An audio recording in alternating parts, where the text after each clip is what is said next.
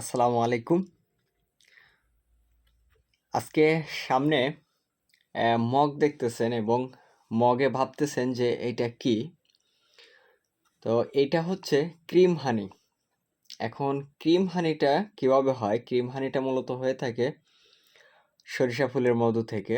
সরিষার যে মধু, এটা বিশেষ একটা প্রক্রিয়ায় এটাকে ক্রিম হানি বানানো হয়। এখন এই ক্রিম হানিটা মূলত কিভাবে খাওয়া হয়?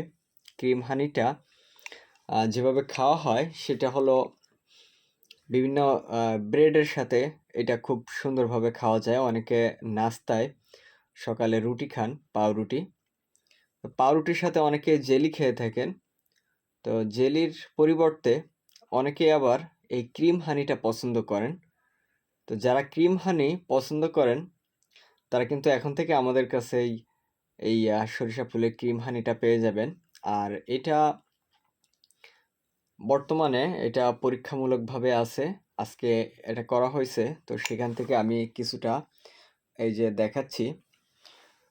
তো ইনশাল্লাহ আগামীতে আরো সুন্দর করে এর থেকে আরো সুন্দর করে করার চেষ্টা করা হবে এবং আপনারা যেটা খেয়ে তৃপ্তি পাবেন সেভাবেই করা হবে। তো যদি কেউ প্রি অর্ডার করতে চান অবশ্যই করতে পারবেন। যখন এটা কমপ্লিটলি ডেভেলপ হয়ে যাবে তখন অবশ্যই আপনাদেরকে এটা ডেলিভারি করা হবে।